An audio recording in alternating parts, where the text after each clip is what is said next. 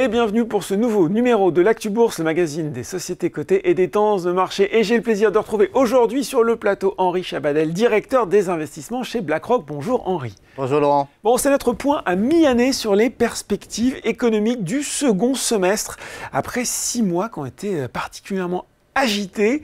On va faire peut-être pour commencer, Henri, une photo, tiens, à l'instant T, de l'état économique des 3 grandes zones économiques, de façon un petit peu synthétique, États-Unis, Europe, Asie, Pacifique. Où est-ce qu'on en est au moment où on se parle? Alors, on a d'abord une économie américaine qui ralentit, c'est clair, en tout cas qui donne des signes clairs de ralentissement, mais de ralentissement finalement assez peu marqué, puisque au cours du semestre, il y a eu des craintes de voir entrer cette économie en récession. On en a parlé. Oui. Voilà, des craintes que nous, on ne partageait pas, tout simplement parce que cette économie américaine est rentrée en 2025 avec un très fort niveau de croissance. Et pour la faire rentrer en récession, il en fallait quand même beaucoup. Donc on a une économie américaine qui se révèle très résiliente, et ce malgré les incertitudes qui ont marqué le premier semestre, et il y en a eu beaucoup. On pense notamment aux incertitudes liées à la politique commerciale, mais quand on y pense, il y a un budget qui a été voté, il y a eu des conflits un peu partout, notamment une guerre éclair dans laquelle les États-Unis ont été impliqués au Moyen-Orient. Et malgré tout ça, on a une économie américaine qui a ralenti, certes, au premier trimestre en tout cas, un chiffre qui n'était pas forcément très bon, mais qui a été impacté par des effets de stockage, déstockage. Donc justement à cause de la guerre commerciale. Justement à cause de la guerre commerciale. Donc bon, voilà, il ne faut pas trop se fier à ce chiffre. Et donc, in fine, quand on regarde les données de l'emploi, quand on regarde aussi l'inflation, et ça c'est un peu le mauvais côté de la pièce, l'économie américaine tient le choc et résiste aux incertitudes. En zone euro, on a eu plutôt une bonne surprise au premier trimestre. Je crois que le chiffre a été de 0,6 de croissance sur le trimestre contre 0,3 attendu. Donc du simple au double, ça a surpris tous les observateurs. Mais là aussi, il y a eu un effet stockage-déstockage. L'ensemble des agents économiques, voyant arriver les barrières commerciales, ont anticipé. Donc les exportatrices ont exporté encore plus. Et ça a eu un effet négatif sur la croissance aux États-Unis et positif sur la croissance des économies qui exportent vers les États-Unis. Donc on a eu une bonne surprise pour la croissance de la zone euro, mais on a eu la même bonne surprise pour la croissance de la Chine, par exemple. Donc ça, ce sont des choses qui sont un peu ponctuelles et qui, malheureusement, n'auront pas tendance à se renouveler trimestre après trimestre.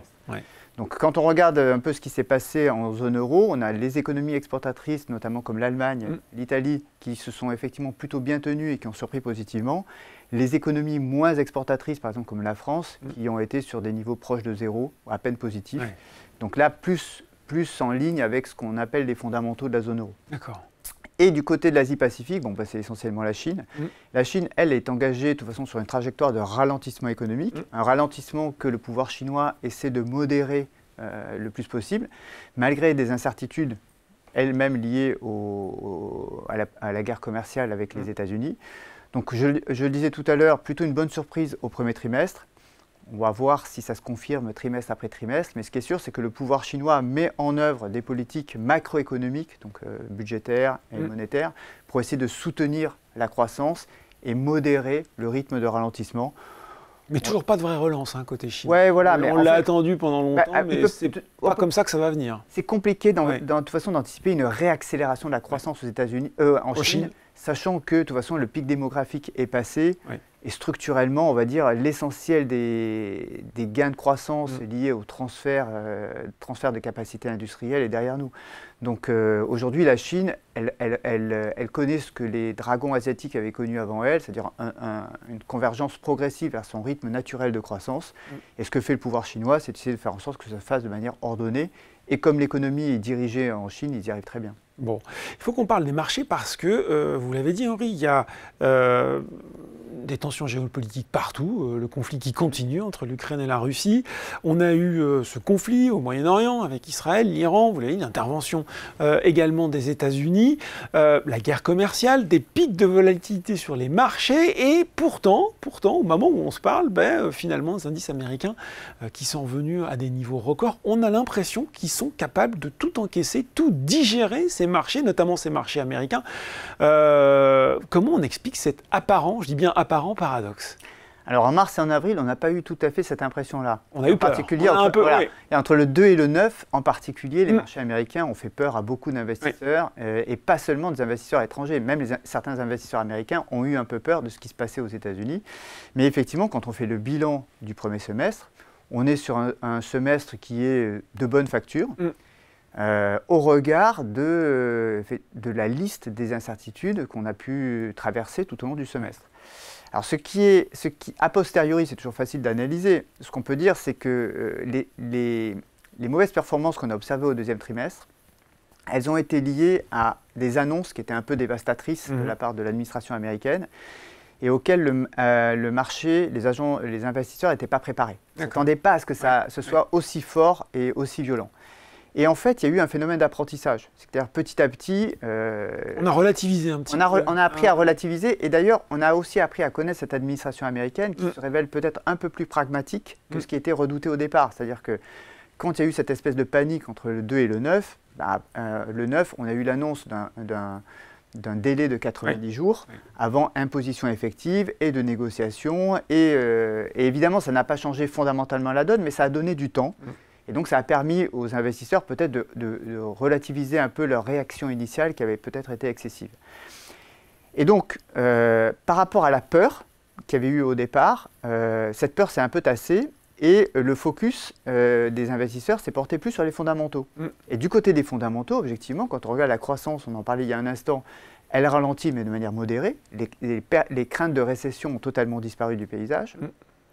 Quand on regarde les résultats des entreprises américaines, la saison de publication du premier trimestre a été, comme toutes les saisons précédentes, de très bonne facture, avec des surprises positives, et un rythme de croissance à 2 chiffres des bénéfices des entreprises aux États-Unis. Donc c'est compliqué d'avoir… Finalement, tout va bien. C'est compliqué d'avoir un marché qui baisse quand vous avez des entreprises qui font de la croissance des bénéfices.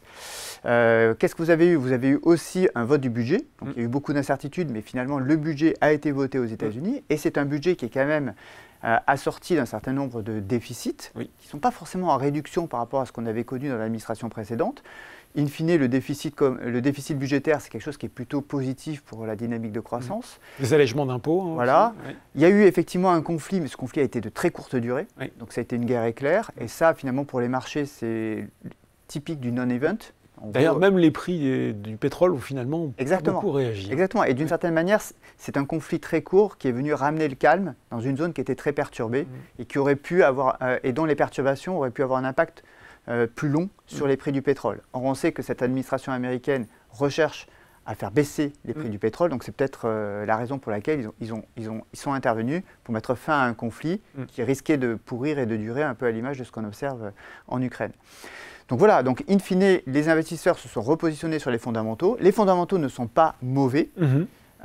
Et donc les actions américaines sont loin d'être le meilleur marché au niveau global. D'accord. Pour une fois, ils ne sont pas sur la première marche du podium, mais ils font un premier semestre qui est très correct en termes de performance. Premier semestre très correct en termes de performance. Vous l'avez dit, au premier trimestre, les résultats étaient bons. Est-ce que vous êtes vigilant un peu sur ce qui se profile, sur les semestriels qui vont arriver fin juillet, début août? Est-ce qu'on pourrait déjà avoir peut-être des impacts de la guerre commerciale ou pas forcément? Ça commence dès cette semaine d'ailleurs, donc on va évidemment regarder ça de très près, être vigilant.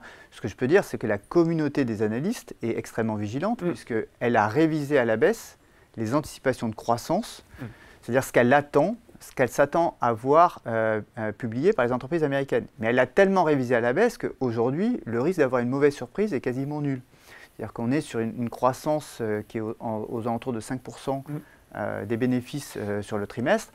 5% de croissance de bénéfices sur le trimestre pour les entreprises américaines, c'est très très bas en fait, en perspective historique. Donc on se laisse la place pour de bonnes surprises. Donc il y a de la place pour les bonnes surprises. Et il se trouve que historiquement, il y en a toujours aux États-Unis. Les entreprises américaines savent ménager de la place pour surprendre positivement le marché et avoir un impact sur les prix.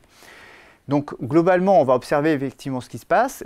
Tu parlais des incertitudes liées à la politique commerciale. Là, c'est quelque chose qu'on perçoit dans le sentiment dans le sentiment des analystes, dans le sentiment des directeurs d'achat des entreprises américaines. Ce n'est pas quelque chose qu'on voit pour le moment dans les chiffres. Et j'aurais tendance à dire même qu'on a des chances de ne pas le voir encore dans les chiffres de ce trimestre, tout simplement parce que le deuxième trimestre est un trimestre de répit. Oui. On a mis en pause les... On a fait beaucoup d'annonces, mais peu de choses ont été effectivement passées. Beaucoup d'annonces, ça a en gros duré pendant une semaine, et ensuite tout a été mis en pause jusqu'à début juillet ou début août. Et in fine, l'impact en termes d'échanges commerciaux devait être assez limité. Dernier point, quand vous regardez la structure de l'indice américain, ce sont essentiellement des entreprises de services. Les services ne sont pas concernés par les barrières commerciales. Et en plus, c'est une économie américaine qui est assez peu sensible aux échanges commerciaux, en fait. Les États-Unis sont en déficit commercial par rapport au reste du monde. Oui. Donc cette problématique des barrières commerciales, s'il faut la chercher quelque part, c'est plutôt dans les publications des entreprises européennes ou des entreprises chinoises. Bon, l'autre chose qu'il faut quand même regarder, c'est la faiblesse du dollar face à l'euro, face à d'autres devises internationales. Est-ce que ça, c'est quelque chose qu'on surveille quand on est investisseur particulier? Et puis même, est-ce que ça peut relativiser l'intérêt d'acheter des actions américaines quand on est un Européen?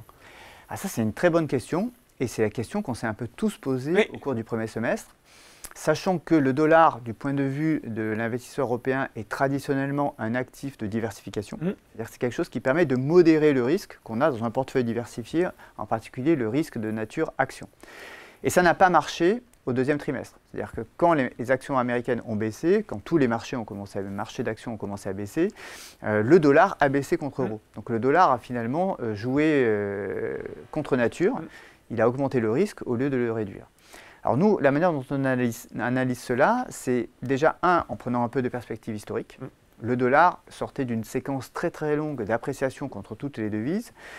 Et cette appréciation avait été tellement longue et tellement forte que l'objectif de l'administration américaine était de corriger, casser un petit peu casser cette dynamique et de corriger un petit peu ce qu'ils considéraient être un excès de valorisation du dollar. Donc de ce point de vue-là, ils y sont arrivés de manière finalement assez modérée, puisqu'on parle d'une baisse qui est de l'ordre de 10% du dollar contre l'euro, mais contre l'ensemble des devises. Et in fine, quelque chose qui, à ce stade, repositionne le dollar à peu près en milieu de fourchette. Donc ce qu'on pourrait penser, c'est en gros, le job a été fait. On va vers une stabilisation quand je vous écoute? Si on s'en tient là. Alors après, il y a d'autres agents économiques dans le marché qui considèrent qu'on a initié une séquence de dépréciation structurelle du dollar. Nous, BlackRock, on n'est pas sur cette ligne-là. On pense que le dollar ne va pas perdre demain son statut de devise de réserve. On pense que le dollar ne va pas perdre demain sa place privilégiée de devise d'échanges commerciaux. Donc ça, c'est peut-être quelque chose qui va se faire progressivement, qui a d'ailleurs en partie déjà commencé et qui va se poursuivre sur plusieurs décennies. Mais on n'achète pas l'idée selon laquelle le dollar a baissé parce que désormais, il y a une forme de dédollarisation de l'économie mondiale. On a un peu entendu au premier semestre. Nous, ce qu'on considère, c'est que le dollar a plus baissé sur un phénomène d'ajustement. Et c'est vrai qu'en plus, il y a eu des incertitudes liées à ce que faisait cette nouvelle administration. Mais les incertitudes, c'est de la prime de risque. Et la prime de risque, à un moment ou un autre, en général, ça se dégonfle. Et donc, voilà, aujourd'hui, sur les niveaux actuels, on considère que l'essentiel a été fait. Donc, un Européen ne se dit pas, moi, aujourd'hui, avec l'euro, finalement... Alors, il peut se le dire dans la mesure où le dollar a quand même moins bien marché en titre d'assurance de portefeuille. Donc, nous, ce qu'on voit, c'est qu'effectivement, on a beaucoup d'investisseurs qui ajustent les taux de couverture. Là où ils étaient avant très peu couverts contre le risque dollar, ils en couvrent une partie. Potentiellement, il faut savoir que la couverture a un coût. Donc, ça a un coût parce qu'il y a un différentiel de taux entre les États-Unis et l'Europe qui est conséquent, à plusieurs points de pourcentage, qui va sans doute s'accentuer parce que la BCE va plus baisser. On va en parler, forcément. Voilà, on va en parler. Et donc, l'assurance n'est jamais gratuite. Donc, si vous voulez vous assurer contre le risque d'une baisse supplémentaire du dollar, il va falloir accepter de perdre de la performance. Bon, voilà, intéressant sur ce débat. Et je pense qu'on va avoir l'occasion d'en reparler. Il faut qu'on se projette maintenant sur la seconde partie de l'année. Quels sont pour vous les principaux catalyseurs, les principaux risques pour les 6-8 mois à venir? Et puis, vous l'avez évoqué, vous avez fait la transition tout seul, notamment, quel va être là-dessus aussi le rôle de la politique monétaire? Alors, moi j'aurais tendance à dire que l'enseignement du premier semestre, c'est qu'on va avoir beaucoup d'incertitudes encore d'ici la fin de l'année, le temps que les choses se mettent en place. On a une nouvelle administration américaine, cette administration a un agenda, elle est en train de dérouler pour essayer de mettre en œuvre les mesures sur lesquelles elle a été élue. Tout ça ne se fait pas sans heurts parce qu'on parle de transformation radicale. Et donc ça crée des incertitudes et c'est normal. Mais il n'y a pas forcément de grands risques. D'accord. L'incertitude, c'est quelque chose qu'on ne peut pas vraiment mesurer, parce qu'on ne sait pas trop quel va être le résultat. Un risque, quelque chose qu'on peut mesurer en disant, ben voilà, il y a un risque de X% de baisse de 50%, par exemple. Ça, objectivement, nous, on ne pense pas qu'il y ait énormément de grands risques, dans la mesure où ce qu'on a appris au premier semestre, c'est qu'on a, aux États-Unis, une administration qui réagit à ce que font les marchés. Oui. Quand les marchés actions ont beaucoup baissé, quand les marchés de taux, notamment le taux de refinancement de la dette américaine a beaucoup monté, on a vu que cette administration était pragmatique et elle a su ajuster le discours. Quand un certain nombre de grands patrons américains sont venus voir l'administration américaine en disant on ne peut pas du jour au lendemain cesser d'importer un produit X ou un produit Y, comme par exemple l'iPhone, parce qu'on n'a pas les chaînes de production et on n'a même pas les mains pour fabriquer ces produits, eh bien l'administration américaine a aussi été pragmatique et a ajusté un certain nombre de décisions. Et donc finalement, il y a une forme de ce qu'on appelle de force de rappel, de force auto-stabilisatrice aujourd'hui dans le système, qui fait que si ça va trop loin, à un moment donné, les acteurs ajustent leurs décisions pour revenir sur quelque chose qui est un peu plus équilibré. Donc pas vraiment de grands risques. Il y a quand même une chose qu'on va surveiller de très près, c'est la nomination du successeur de M. Powell à la tête de la Fed. C'est pas tout de suite, mais on en parle déjà beaucoup. Voilà, c'est-à-dire c'est pas tout de suite, mais c'est déjà aujourd'hui en fait, en pratique, puisque... c'est quoi, théoriquement le terme c'est 2026 ? C'est début 2026. Début 2026. Sachant qu'une nomination normalement se fait en gros dans les 6 mois qui précèdent. Oui. Et donc ça veut dire qu'on y est. Donc on parle de Scott Bessent, c'est ça Enfin en tout cas, alors Scott Bessent fait partie des noms, mais il y a aussi 2 Kevin, Kevin Warsh et Kevin Hassent. D'accord. Et évidemment, ce qui compte d'abord et avant tout, c'est de savoir quel sera le profil du successeur. Est-ce que ce sera un vrai économiste, comme l'ont été beaucoup de patrons de la Fed? Est-ce que ce sera un profil un peu intermédiaire? Je ne connais pas Powell. Comme l'a été M. Powell, voilà, qui n'était pas un économiste à la base, mais qui était plutôt quelqu'un de pragmatique. Est-ce que ce sera quelqu'un plutôt de politique? D'accord? Par exemple, quelqu'un qui arrive de la Maison-Blanche. Oui. On parle de Scott Tout Bessent. disposé à écouter ce que Parce que Donald Trump on sent bien qu'il y a quand même une intention de l'administration américaine aujourd'hui de faire baisser les taux aux États-Unis. Et M. Powell et le board de la Fed résistent. Donc peut-être que ça pourrait tenter le président d'aller chercher un profil qui soit un peu plus conciliant. Et là, évidemment, ce serait un sujet pour les marchés et pour le dollar, parce que si on va jusque-là, si on abîme la crédibilité de la Fed, on abîme aussi la valeur du dollar, la valeur perçue du dollar pour les investisseurs internationaux. Et donc voilà, ce choix, il va être majeur. On va avoir d'une certaine manière à Jackson Hole en août un peu le discours d'adieu de M. Powell, puisqu'il va s'exprimer un peu sous forme de passage de flambeau. Oui. Donc on verra bien quel message il fait passer. Oui. Mais je n'ai pas trop de doute dans la mesure où M. Powell avait déjà été nommé par M. Trump.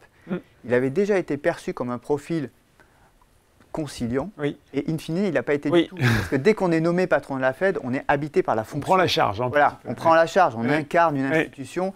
Et même si on a des idées personnelles, on ne peut plus raisonner comme avant. Et donc, il va y avoir du bruit, de la volatilité, peut-être des doutes et des peurs, mais in fine, ça ne devrait pas avoir d'impact durable. Une fois qu'on a dit tout ça, Henri, en termes d'allocation d'actifs, est-ce que les cartes ont été rebattues entre les différentes classes, sachant notamment que l'autre thème qu'on a beaucoup évoqué sur ce premier semestre, c'est le stress sur les taux américains, là aussi.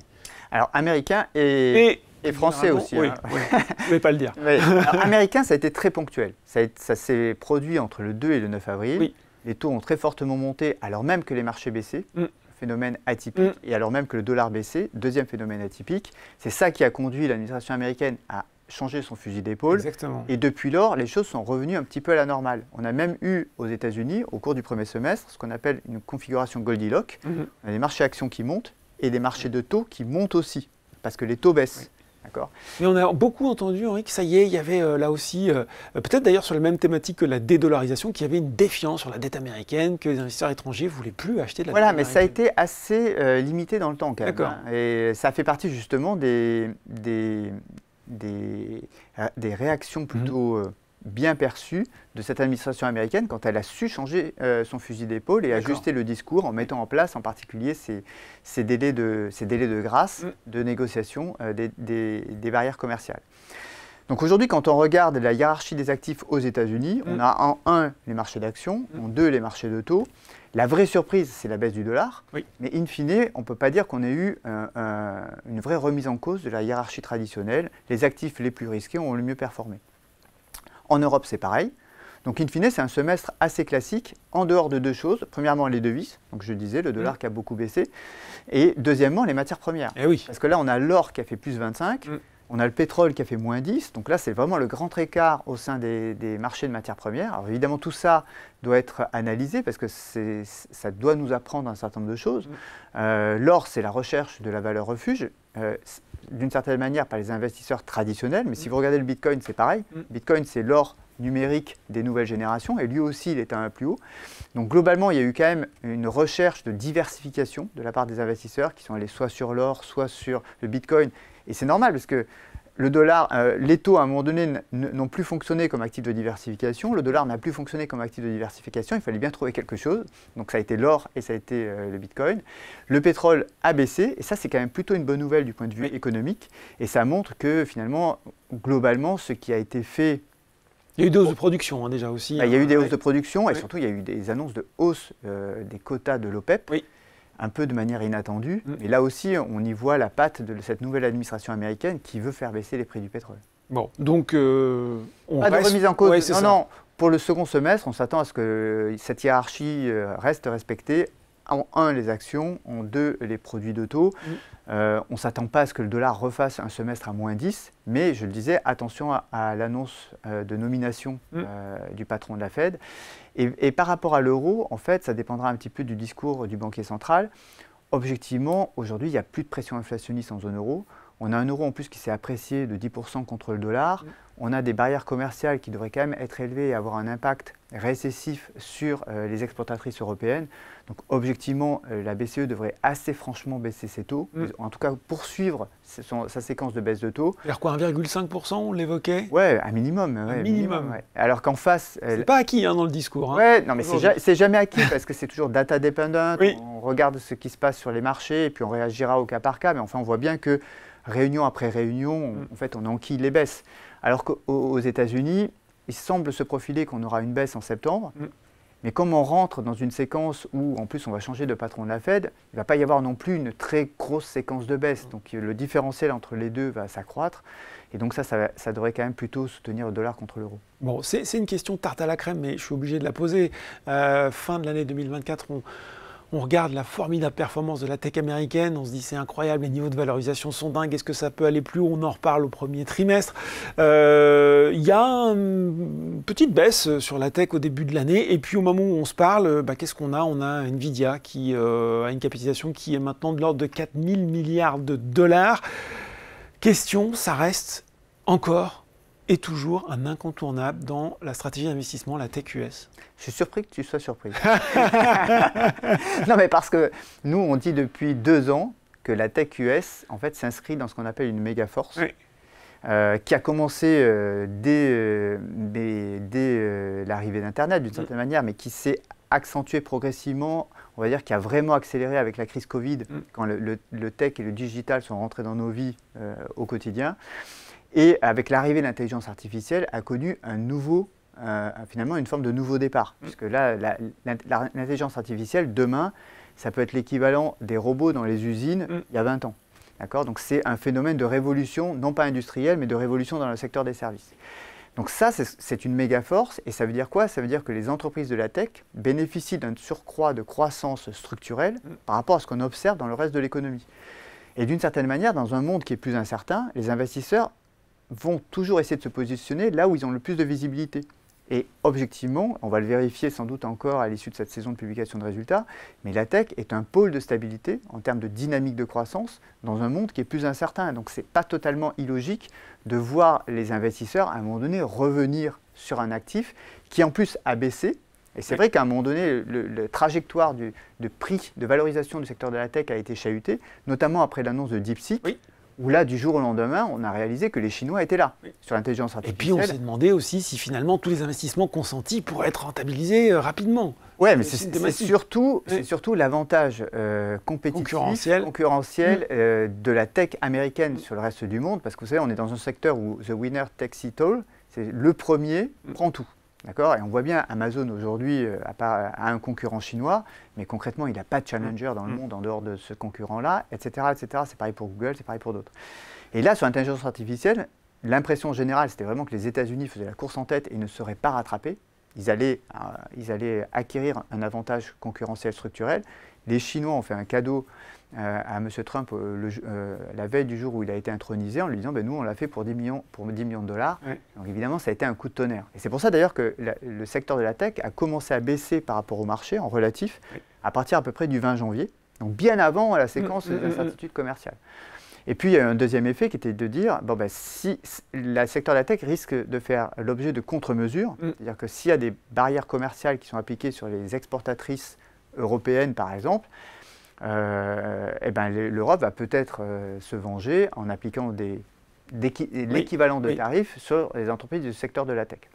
Est-ce qu'on a les moyens? Voilà. Donc, in fine, tout ça, ça fait partie des incertitudes. Donc, ça a contribué à reconstituer une prime de risque. Le secteur de la tech a en gros réalisé la performance du marché sur le premier semestre. On va dire, il ne s'est pas inscrit dans la tendance qu'on avait pu observer historiquement parce que le ciel n'était pas totalement dégagé.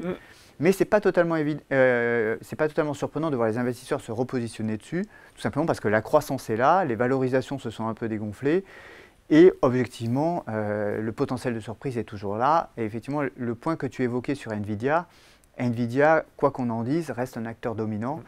Et voilà, si le marché a raison sur son scénario de déploiement de l'intelligence artificielle à grande échelle, Nvidia sera le vainqueur incontesté de ce match. Bon voilà, ne soyons plus surpris par les performances de la tech. En Europe, on n'a pas la tech. Allez, si un petit peu, mais peut-être un petit peu moins. Mais qu'est-ce qu'on a eu sur ce premier semestre? On a eu les financières et on a eu la défense. Alors là aussi, est-ce que ce sont des thématiques d'investissement qui restent intéressantes pour le second semestre, compte tenu notamment de la conjoncture en Europe pour les financières, et puis de ce qui a été annoncé sur, d'un côté, l'effort de défense en Europe, effort de défense qui doit en grande partie encore se matérialiser? Ouais, l'Europe, c'est toujours un petit peu compliqué parce qu'il y a le structurel et le conjoncturel. On se rend compte que c'est souvent plus le conjoncturel qui tire le marché que le structurel. Le structurel, il est un peu plombé parce qu'il n'y a pas une énorme dynamique de croissance. Et là où les entreprises européennes s'en sortent, c'est en général en allant chercher la croissance ailleurs. C'est pour ça qu'on a un marché qui est quand même sympathique. On a de très belles exportatrices. Mais ces exportatrices, aujourd'hui, elles sont confrontées au choc des barrières commerciales.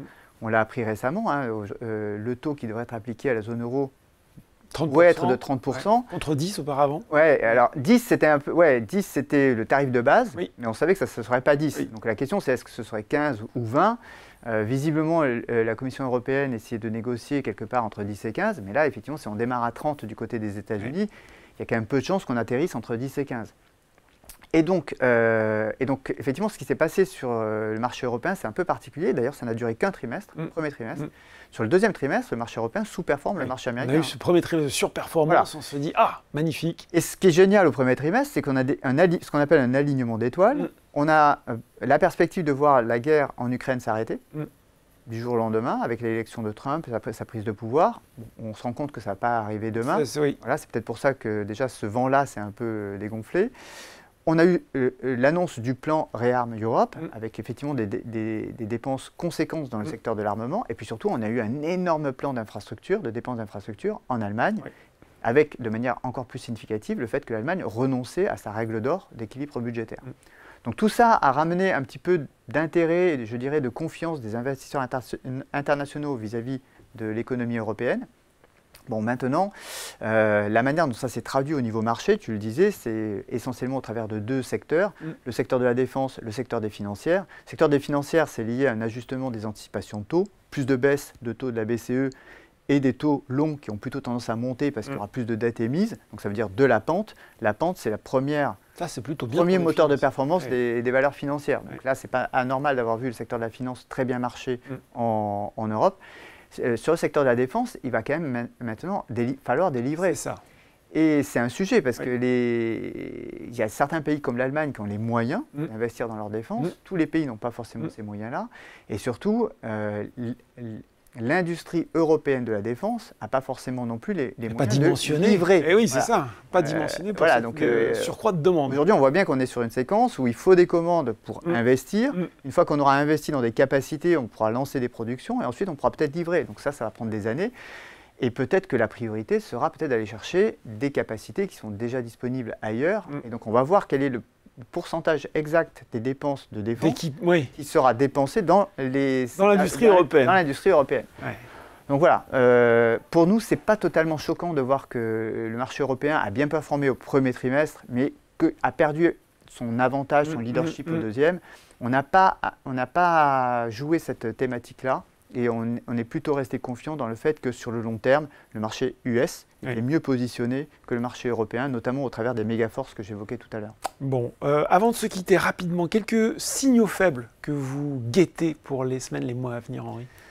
Alors, le premier d'entre eux, pour les semaines et les mois à venir, c'est évidemment ce qui va se passer au niveau de la Fed aux États-Unis, donc la Banque centrale américaine. La nouvelle administration, M. Trump, vont nommer un successeur à M. Powell. Ce nouveau successeur devra assez rapidement convaincre les marchés qu'il va respecter l'indépendance de la Fed vis-à-vis du pouvoir fédéral. Donc ça dépendra de son profil, ça dépendra évidemment d'abord de son nom, de son profil, et ça dépendra aussi de ses premières déclarations et aussi d'un peu de ce qu'il a dit jusqu'à présent, donc de son track record. Mais les noms qui circulent globalement aujourd'hui n'affolent pas les marchés. Donc touchons du bois, on va espérer que les choses se passent progressivement et normalement. Et n'oublions pas qu'au-delà du patron de la Fed, il y a de toute façon un board. Le patron de la Fed représente un board. L'administration américaine ne peut pas renouveler le board. On renouvelle le board nomination par nomination, donc c'est un processus très très lent. Donc de ce point de vue-là, on va surtout être attentif à la manière dont les marchés vont réagir aux nouvelles. Et ce sera peut-être des occasions, des opportunités finalement de repositionnement, puisque selon nous, les choses devraient quand même plutôt bien se passer. Et le deuxième point d'attention, c'est quand même ce qui se passe au niveau du pétrole. Parce que le pétrole a baissé, je le disais au premier semestre, et c'est une bonne nouvelle pour l'économie mondiale, c'est une bonne nouvelle pour l'économie européenne d'ailleurs. Si vous regardez les comptes commerciaux de la France, ils se sont améliorés. On n'a pas exporté plus, on a juste importé moins en fait. Le pétrole a baissé, l'euro s'est apprécié, donc finalement on a fait une bonne affaire. Donc, mais l'économie, c'est de l'énergie transformée. Aujourd'hui, le pétrole est engagé dans une séquence de baisse. C'est favorable à la dynamique économique globale, c'est favorable à la dynamique économique européenne. Et les incertitudes qu'on a pu avoir au Moyen-Orient à un moment donné n'étaient pas de bonnes nouvelles. Donc ça c'est plutôt bien que ce soit calmé, c'est plutôt bien que ça ait disparu du radar. Il ne faudrait pas que ça revienne pour une raison ou pour une autre. Et on sait que cette zone-là est quand même un peu incandescente, donc ça peut revenir à tout instant. Bon, voilà, les signaux faibles et tout ce qu'il faut savoir sur ce qui peut se passer sur ce second semestre de l'année 2025 grâce aux différents scénarios exposés aujourd'hui par Henri Chabanel. Merci beaucoup, Henri. Merci, Laurent. L'Actu Bourse, c'est fini pour aujourd'hui, mais on se retrouve très bientôt pour un nouveau numéro.